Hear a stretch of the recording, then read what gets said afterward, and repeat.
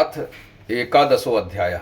ऋषि बोले, देवी के द्वारा महादैत्यपति शुंभ के मारे जाने पर इंद्रादिक समस्त देवताओं ने अग्नि को आगे करके अभिष्ट के प्राप्त होने के कारण कात्यायनी देवी की स्तुति करने लगे। उनके मुख कमल खिल गए थे।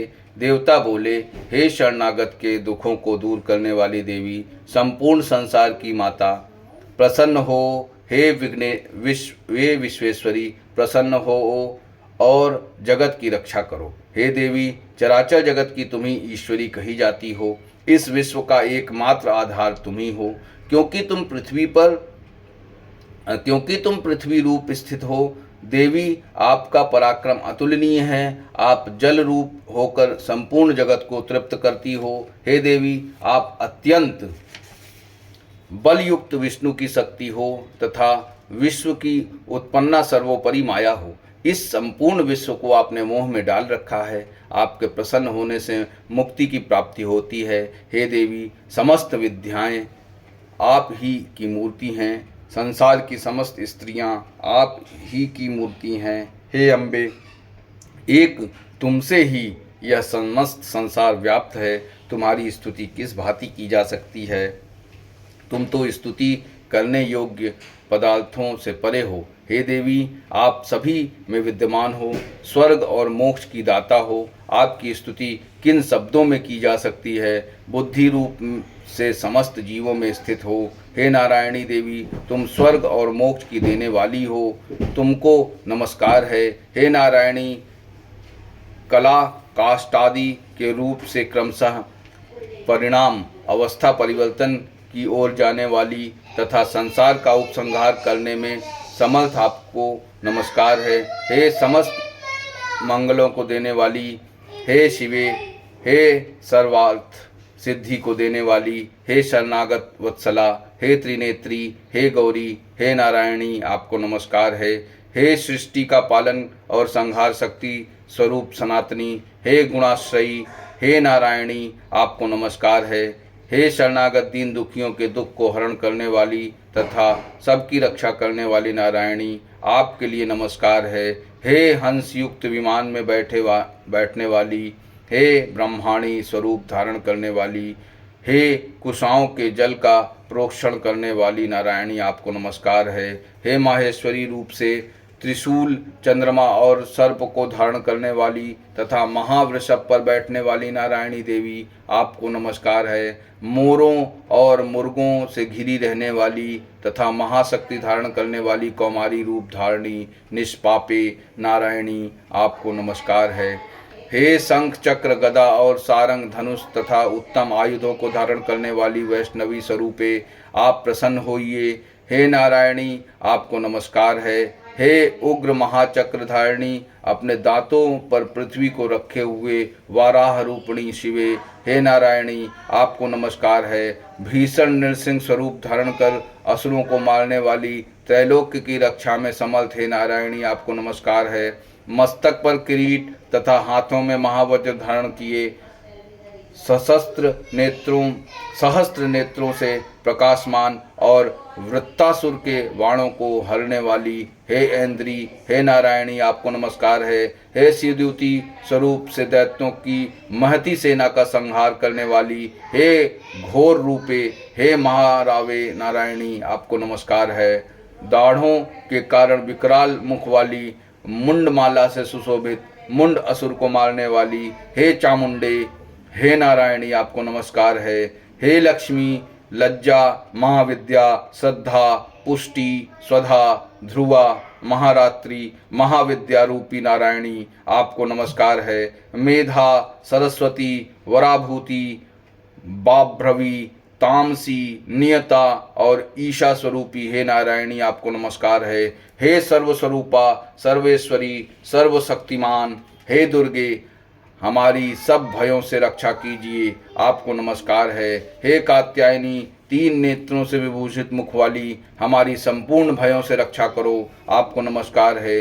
हे भद्रकाली, ज्वालाओं के समान भयानक और समस्त असुरों का विनाश करने वाला, आपका त्रिशूल हमारी सभी भयों से रक्षा करे, आपको नमस्कार है। हे देवी, अपने ध्वनि से संपूर्ण विश्व को व्याप्त कर असुरों के तेज का विनाशक आपका घंटा समस्त पापों से उसी प्रकार रक्षा करे जैसे माता अपने पुत्रों की बुरे कर्मों से रक्षा करती हैं।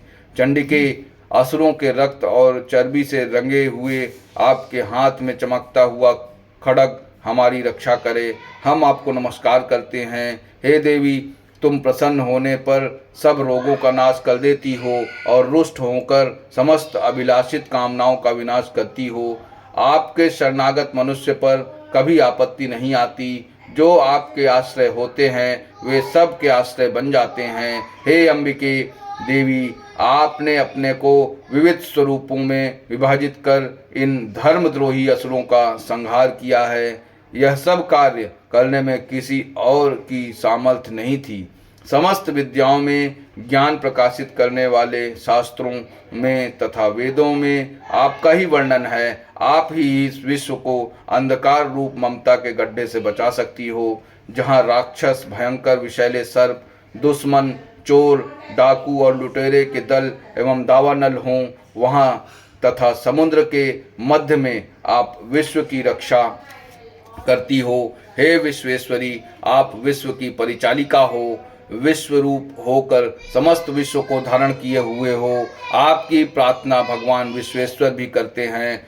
जो भक्ति तथा नम्रता सहित आपके सम्मुख नतमस्तक होते हैं वे संपूर्ण विश्व के आश्रय होते हैं। हे देवी, आप प्रसन्न होइए। आपने इस समय जिस तरह असुरों का विनाश करके तत्काल ही हमारी रक्षा की है, उसी तरह हमारी असुरों से सदा रक्षा करती रहना।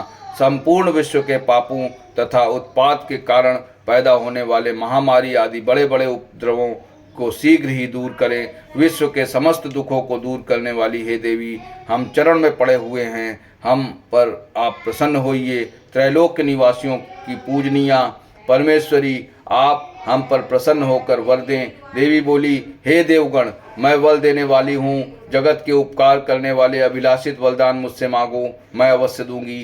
देवता बोले, हे अखिलेश्वरी, आप इस त्रैलोक्य की समस्त बाधाओं को शमन करती रहिए और हमारे दुश्मनों का विनाश करती रहिए। देवी बोली, वैवस्वत मनवंतर के 28वें युग में शुंभ और निशुंभ नामक दोनों महासुर पैदा होंगे।